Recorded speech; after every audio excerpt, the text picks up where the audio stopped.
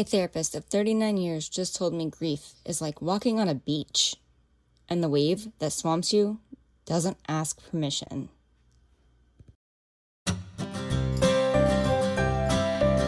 Hey friends, welcome to the Inner Spark podcast. I'm your host, Casey Tayton. If you're looking to hear stories of transformation and personal growth, this podcast is for you. My guest and I will be sharing those sparking moments that has changed them into living a more fulfilling, authentic life. I'm so excited for you to hear each unique story. So sit back, relax, and let's get started.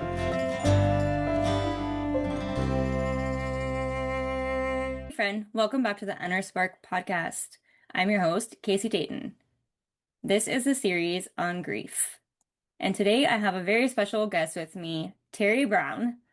I'm going to read you her credentials. She is an LSCSW psychotherapist for 39 years. She has lots of extensive training and experience with treating death and dying issues. She has also helped me through lots of my journey. She is actually a counselor. I always talk about how amazing counselors are and how I think there's no judgment, shame, that everybody should have a counselor.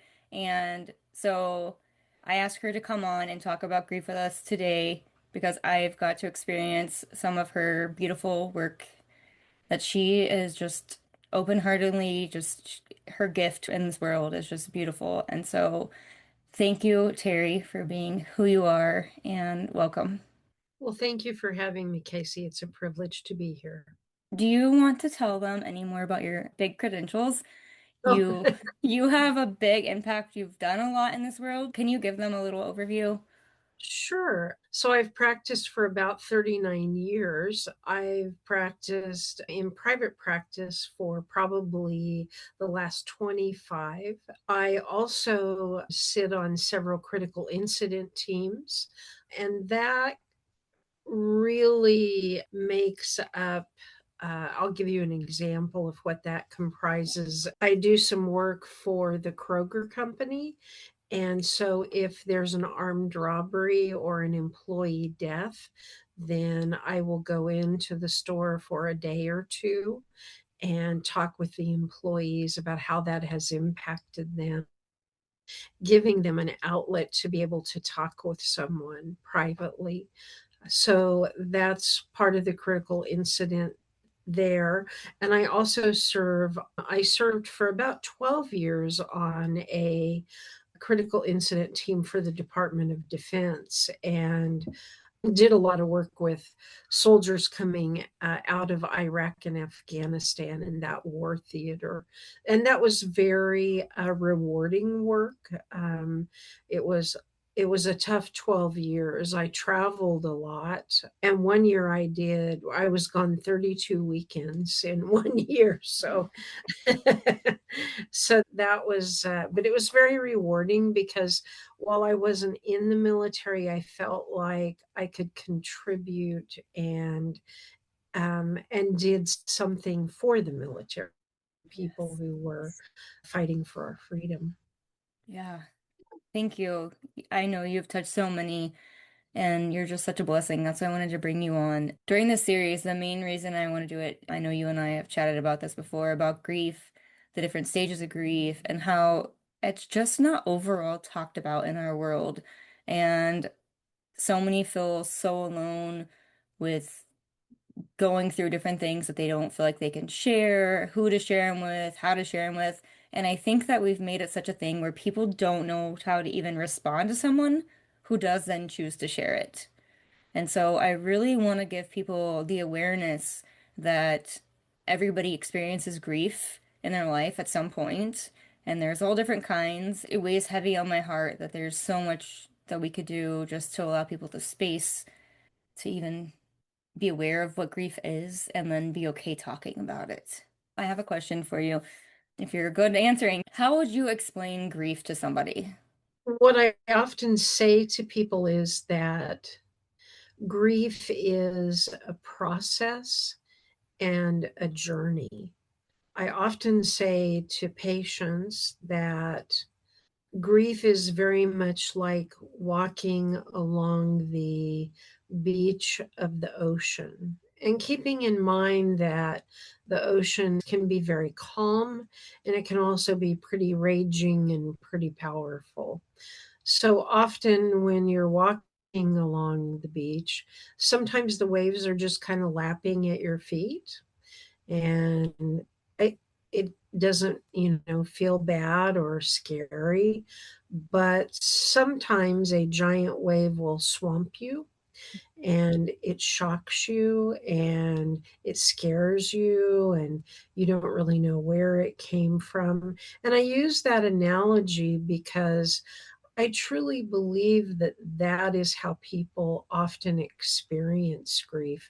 I remember one time a patient saying to me that she was in the grocery store and she was almost done with her shopping and she got swamped by a big grief wave, and she just left her cart and went home and came back the next day.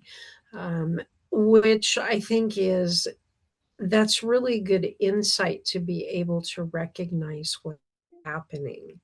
And a lot of times people don't. And I hearken that back to we haven't been very well trained in grief.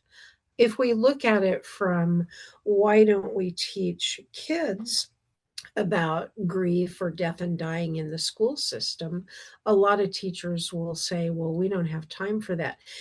And that's probably accurate that our teachers don't have time for that. Although I really think that we're not doing any service to our youth. Most youth get their first experience with death and dying when, like, a grandparent or a great grandparent passes. And then it really becomes a catastrophe if they lose a sibling or they lose a parent. Yeah. It's so much more difficult then. I love how you just summarized it about the beach because I could feel the different times grief has come in my life, and it is like that. You don't know when it's gonna hit, and just the awareness of being able to be aware that this is here.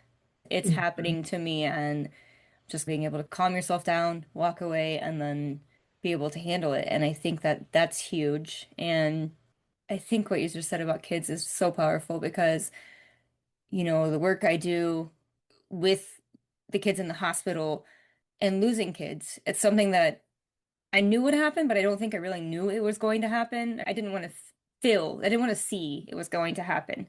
And now that I have more experience with it, it's never okay. Like I don't want to say dying is okay, but the truth is we're all here to live and die.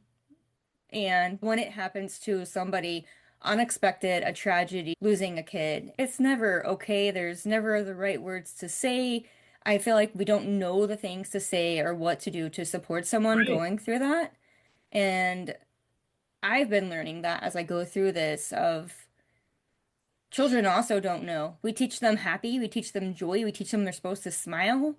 And then when a tragedy happens, and there's grief involved, we don't teach them that they can share their feelings about crying and besides, what sadness is, what grief is, what crying, all the feeling, all the emotions. And we just tend to focus on the higher emotions, like you can be mad and you can be happy, and I think it would help do this whole world a favor if just even parents could make it more normal. If we could make it a normal conversation to talk about grief comes in so many ways. Indeed, it does.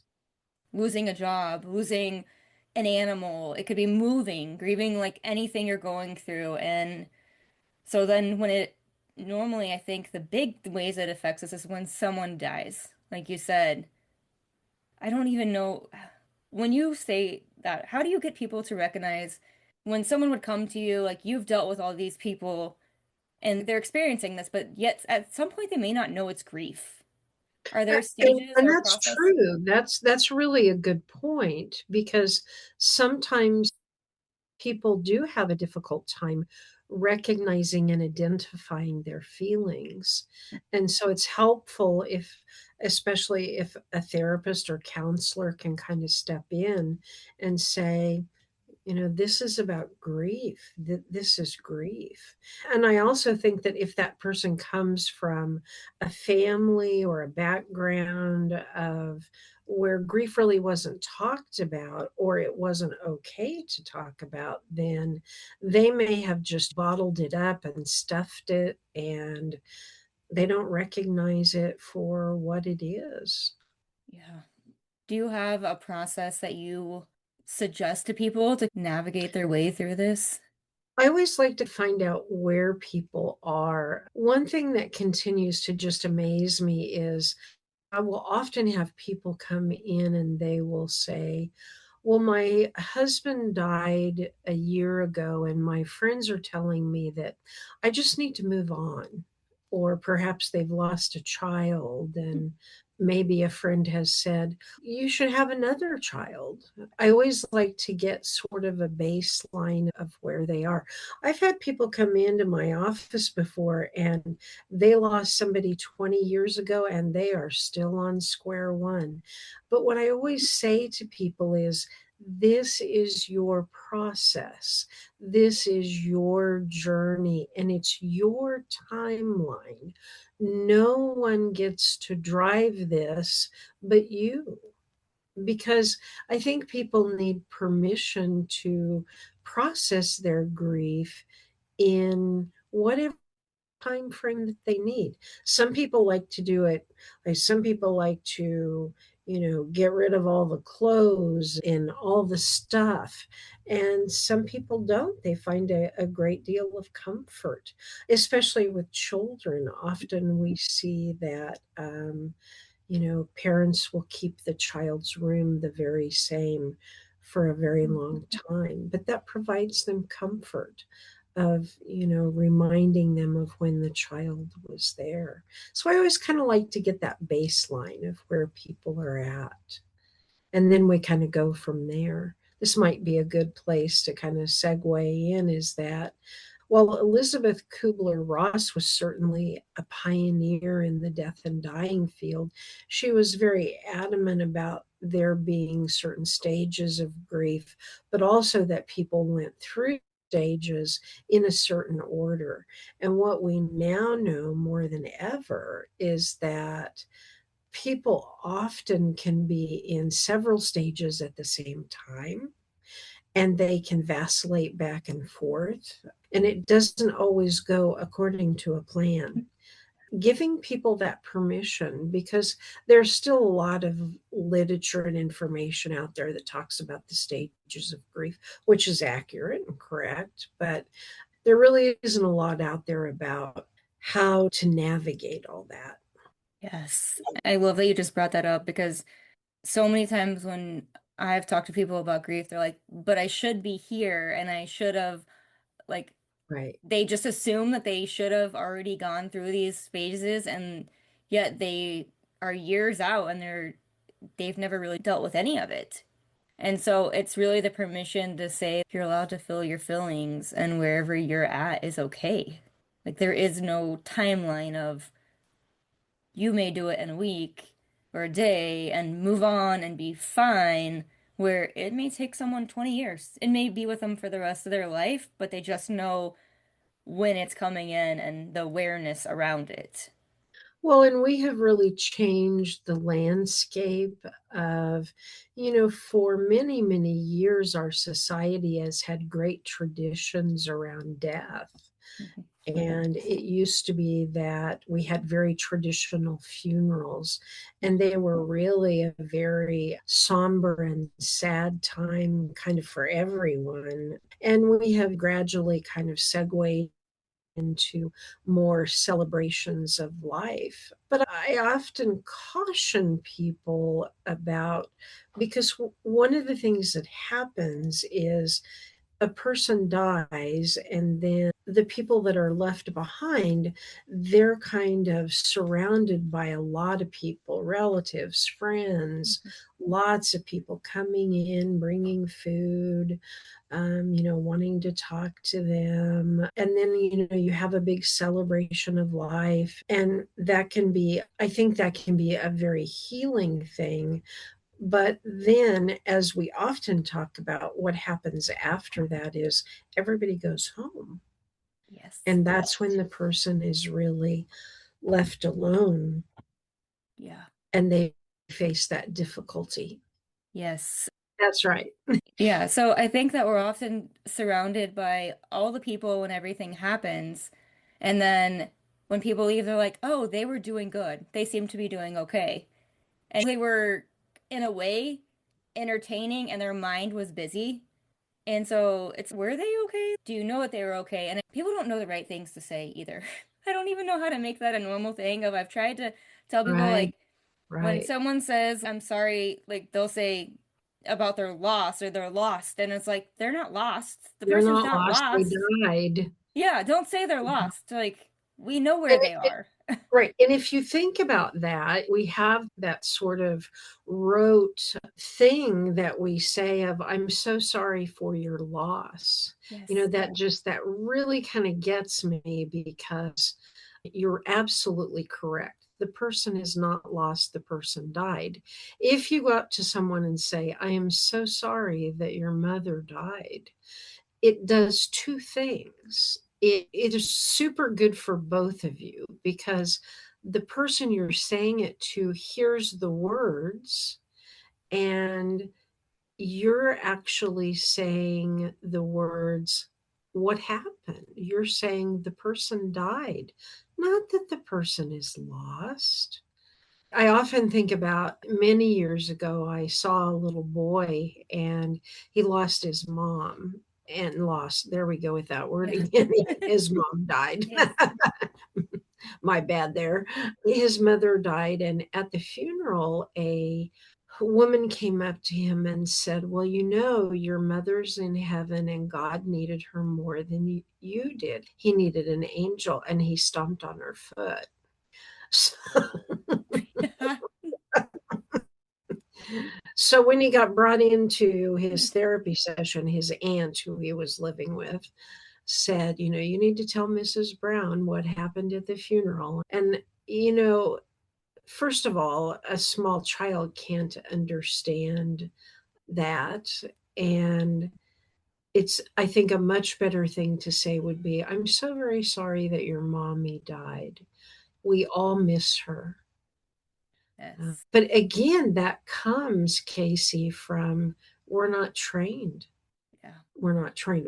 Many people are trained to just not say anything at all. Yes. And so we're out there scrambling for the right words when we don't even have a clue what the right words are. And I think that kind of goes into, so many people want to do something for someone who has had a loved one that has died. So often people are, we still have that tradition of taking people casseroles. And Yes. I think most of those casseroles get from in the freezer and maybe later tossed out. When I was at a conference working on my grief and loss certification, someone suggested the grief grocery bag. Mm. And I really thought this was a great idea. Go to the grocery store, fill up a grocery bag with chips, candy, crackers, cheese in a can, ice cream, and if you want to stick a card on the bag, that's good too. And hand it to the person and leave because people need comfort food. Yeah. If they're going to eat at all, they need things that I'm sure a health expert wouldn't agree that it's good for them, but they need comfort food because they need all the comfort that they can get. But here we are baking our great funeral casseroles. Yeah, I love that idea. I think that what a gift. When you're in those situations, I remember asking my mom, like, when is the last time you ate? Mm, Like, ate anything. Like, I don't even care if you ate sugar. Like, when is the last time you ate anything? Let's be honest, we don't feel like sitting down and having a steak when we're no. going through this. And so just having something they can easy grab Sure.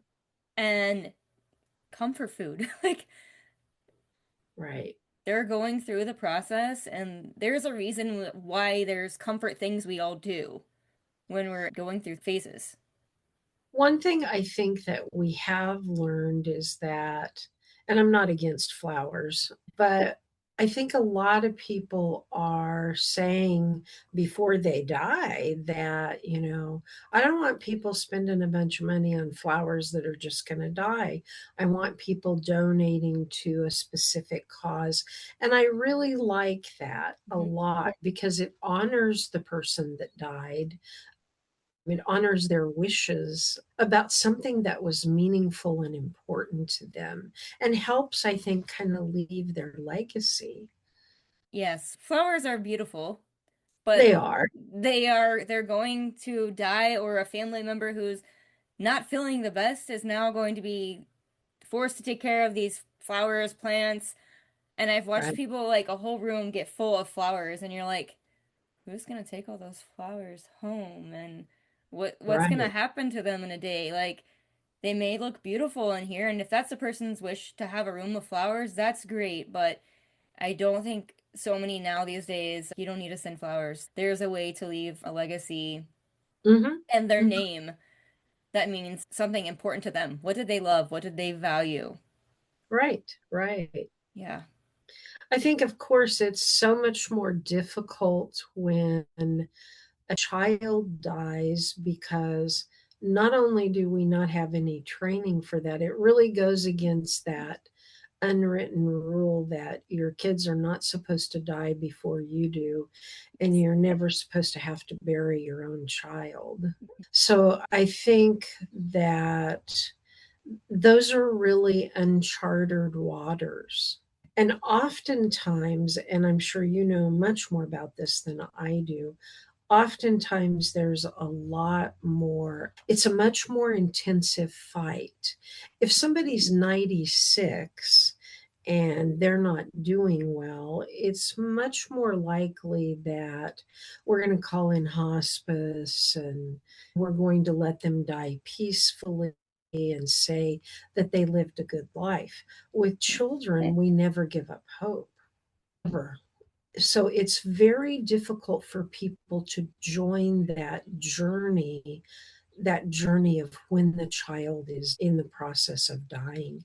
It is, I believe it is far too painful for people who have children of their own. It's too close to home. And I also believe that there are people who, and I don't know that this is actually a conscious thought, but there are people who can't get close to it because it feels like it might be catching. Yeah. If I'm too close to this, then something bad will happen to me or my child. And that's that person's natural response to something so horrible. Yes. I agree with what you just said is the thoughts that come through other people's minds. I had this problem talking about on our party Facebook page, and I really struggled with it. And that's why I said I'm going to make a podcast about this because I was like, how do I tell these people we're doing parties for these children that are struggling, going through all different kinds of experiences? And at the same time, over the holidays, we had at least five families that were dealing with hospice. And I was like, and so I stopped posting in my own Facebook community for the parties and stopped telling people about what we were doing because I didn't know the right words to say. And I was like, I'm going to offend somebody. This is going to make somebody mad. But the truth is we were creating experiences for where that family was. And if that kid was still active, if they could get out, then go to the movies. We were giving them movie tickets, go experience this. If they could maybe play cards or they had a favorite meal, like maybe they needed to order in food, the kid could still eat. We were individualizing it to wherever the kid and the family was. We had a kid that was to the very end stages and was not eating, not doing anything, but the family asked for food for themselves.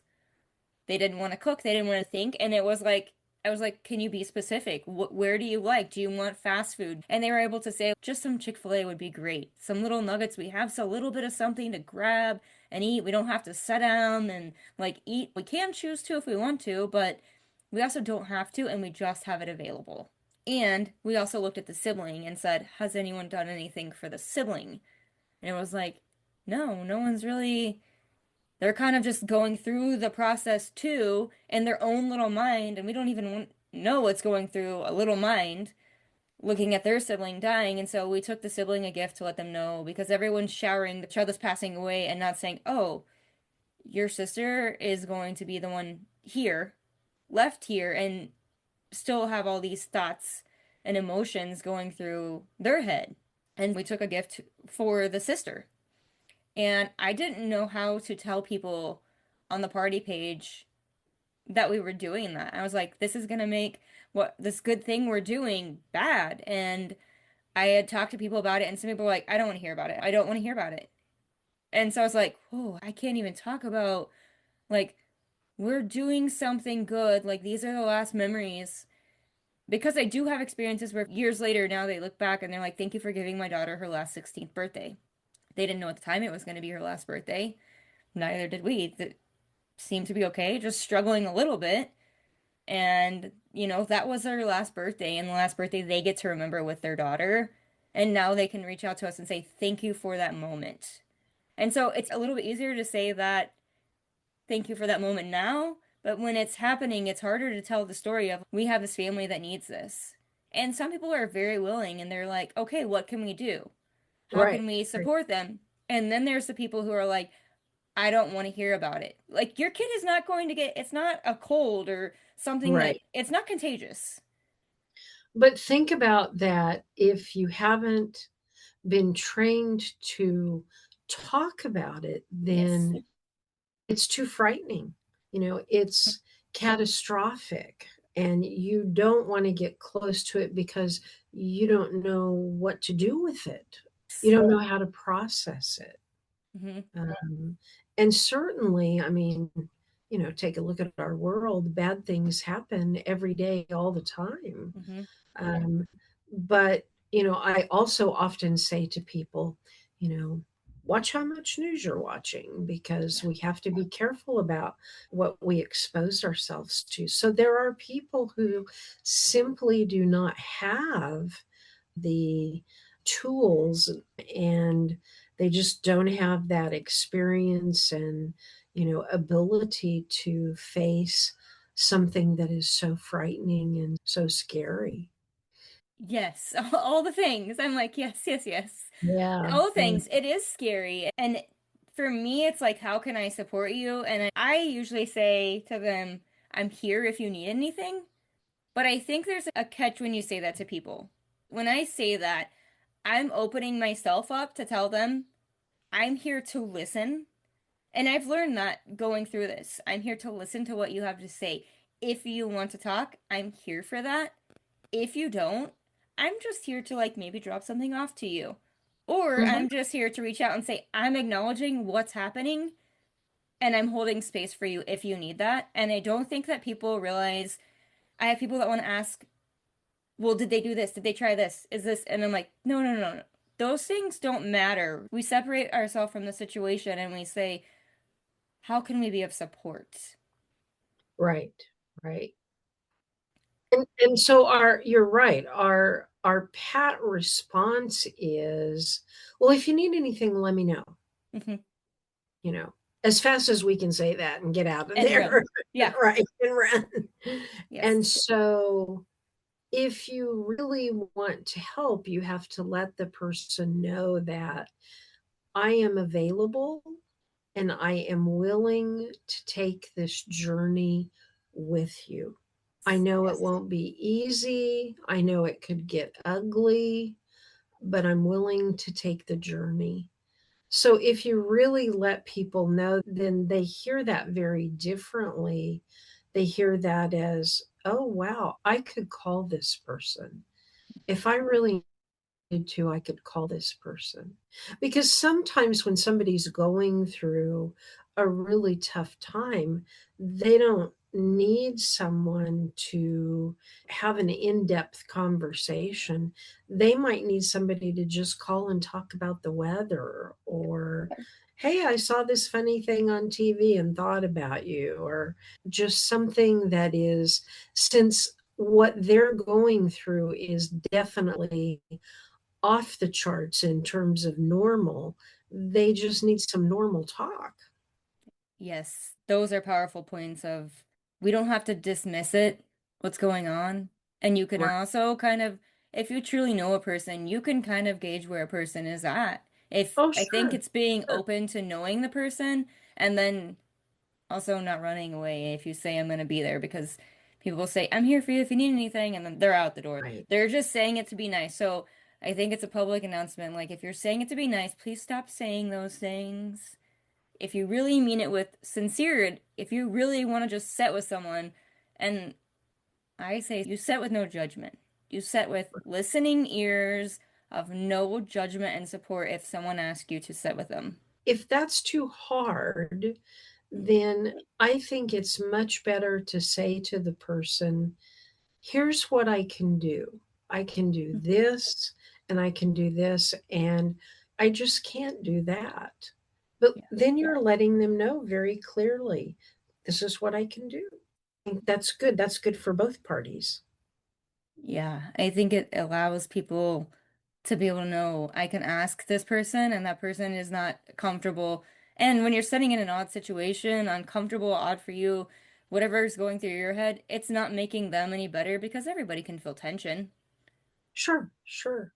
So maybe they need someone to cry with, maybe they need someone to laugh with, but wherever they're at, just some people don't like hospitals. They don't Right, That's right. fine. Like that's acceptable to not want to be there. It's acceptable to say, I don't know what to say, to have your own feelings, but you can support and help in other ways. Well, sure. Yeah. Sure. That's what makes your organization so great, because you can be a liaison between people who might not like to go to the hospital. Yeah. Yeah. So many emotions and feelings, and I just want to remind people that there's no instant fix for grief. No, Yes. But I do think everybody should be more aware to talk about it, to acknowledge it, and to say, just hold space. If you're not able to hold space for somebody else, that's fine, don't offer it. I just think the awareness around it. Do you have any suggestions on how we bring more awareness to it, or how we even know that someone's going through grief, maybe?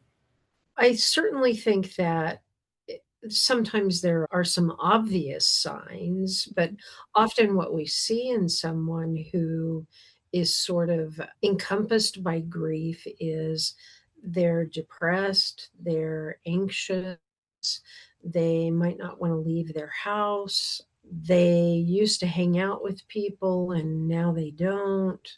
They turn down invitations to hang out with their friends. And I think it's really important for people to say to the person, hey, I've noticed these things, and can you tell me what's going on? What's going on? That would be the first question. And I think the second would be, what can I do to help? And to always offer, do you think maybe you need to talk to somebody? And we have the Good Grief Support Group. We have a wonderful organization for children that are grieving. It's either, is it Two Trees or Three Trees? I'm never sure. I think they may have changed their name actually. Mhm. But we have really good resources in Wichita. Yeah. And I would hope that people would, take advantage of that. Some of the larger churches even have their own grief support groups. So there are certainly things out there. Sometimes I think that everybody always talks about having an intervention. If you have a really good friend that you're worried about, go over to their house and say, you know, get a pair of socks and shoes on because we're going. Yeah. Be insistent Yeah. and kind of make something happen. But I think that it's awfully easy for people that are grieving to stay in a darker place. and not to resurface. And I think they often think, why would anyone want to share in this with me? Because they just feel so bad and they feel so terrible. I like how you said, why would anyone want to share in this with me? Because I think that we put the word shame comes with grief sometimes, or embarrassment or judgment of what people may think. And I think we would all be better off in life if we could let go of the judgment around it and help someone who is really hurting. We don't judge a person for saying, like, you're smiling too much. Smiling is contagious. Right, So, I right, mean, there is a ladder of feelings and emotions, but when someone needs support, I don't think there shouldn't be any. If you want to have your own judgment, keep it to yourself. But the main focus is how much do you love that person? And we want to keep people down here alive and happy and thriving because it can be a very lonely place dealing with these things by yourself and then being afraid to call someone and say, I'm, people often say, I'm okay. right. Again, that's a very pat response. How are you doing? I'm fine. I'm okay. Yeah, Yeah. except they're not. Yes. And people wonder, well, why wouldn't they just be honest and tell me? Hmm. Because for the most part, we don't really think that people want to hear it. Yes. So we keep it to ourselves. Or we perceive that somehow we're weak. And we put those high expectations on ourselves of, well, I've got to do better. I've got to do better. I Yes. see people who lost a loved one a long, long, long time ago, and they might be right smack in the middle of their grief. And I always say to them, they always ask me, well, how do you think I'm doing? And I always have the same response. Well, I think you're right where you need to be because your grief process is your own.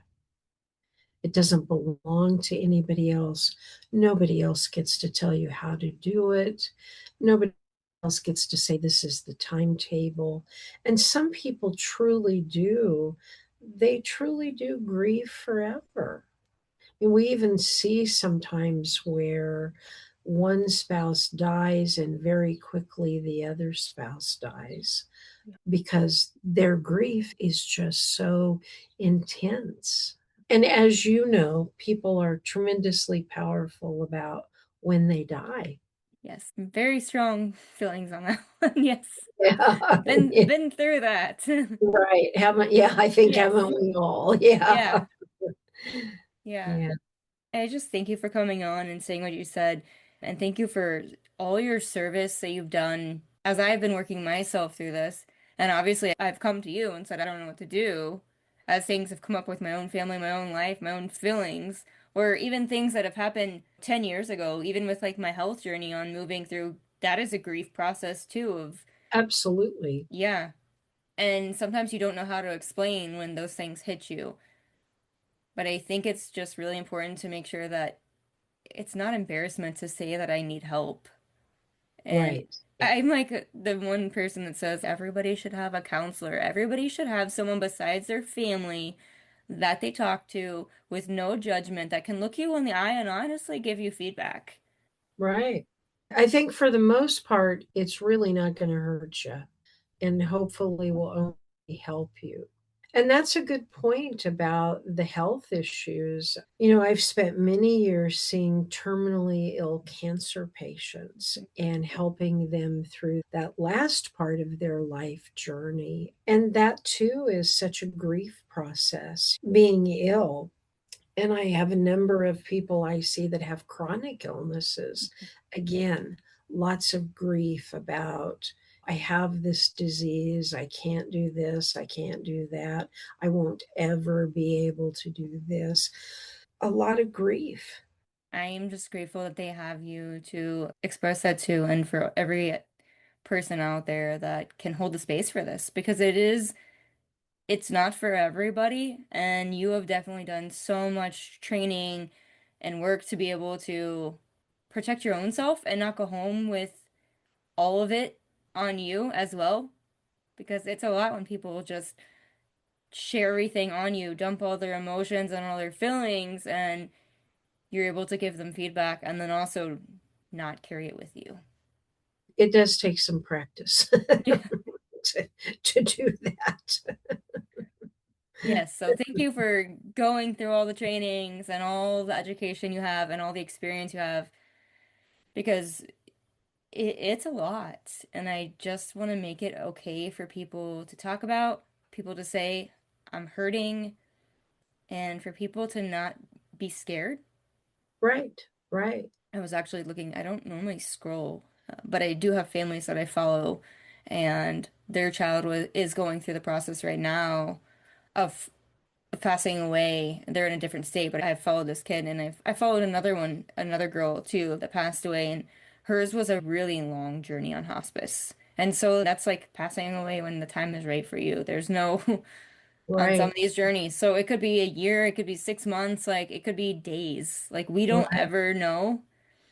But I think that one of the most important things both of these families have done is talk about it on social media and said they've come out and said just their feelings. And one family asked for privacy. Okay, we know our child is scared right now, doesn't want to die. We know there's no other options. We're not asking for anybody to throw their options at us in the comments. We're just asking for prayers or support or whatever good healing vibes, whatever you believe in. Just leave that with us and we're going to be at peace and then we'll keep you updated. I think just respecting everybody's individual things as they go through sure. this and not telling someone there's not hope either because you don't know. I watched a mom go through this and they did like a Christmas early and they did all these things early and then the little girl lasted longer time than they expected. But then when she passed away, I don't know that it's not any easier. No, no, It's not any easier. And people are like, but you had all this extra time. No, no one has extra time. right. And she's been able to come on and she'll turn off the comments and do a live video and talk about it. And I'm grateful that she's able to do that and express what she's went through because I just think that when you're able to do that, you're always helping somebody else. And what a fabulous way for her to process that and to also put herself into a teaching position and share with others. And it certainly might, I'm sure it is difficult for others Yeah. to hear, but such a blessing that people are able to find the strength and courage to do that. Yeah. I watched it and shed tears along with her. And I'm like, I don't know this lady in real life, but I've watched their journey and she's on here crying and sharing her heart about the good, the bad, the ugly of it all. And then Right. able to say, okay, it's been this many months past and this is what we're dealing with now. This is how we're feeling. And they also have little kids that they share about. And so I think it's really helpful. And also, it's really therapeutic when you get to share your voice. I never thought it was. People were taught to stuff our emotions down a lot of times. But as I've been doing podcasting and learning and healing myself, it's like it actually is really helpful when you are able to bring it out of your own self and speak Right. it to somebody. It's really helpful that she's able to go through this and just speak it in front of all these people and just be like, this is where I'm at today.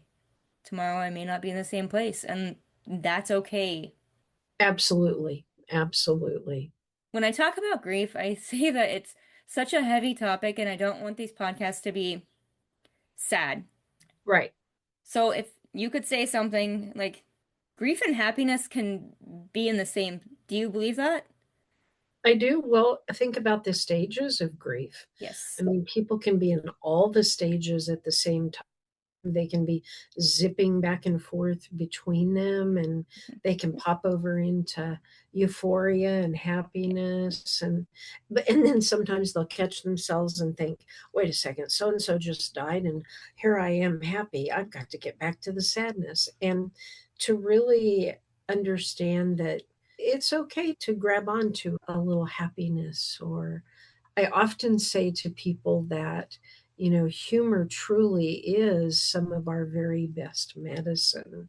And I really enjoy seeing people at a funeral or celebration of life when they remember humorous, fun, and happy things about the person when they're really bringing that joy to the grieving process. Because absolutely that can be part of the grieving process. Absolutely. Yeah.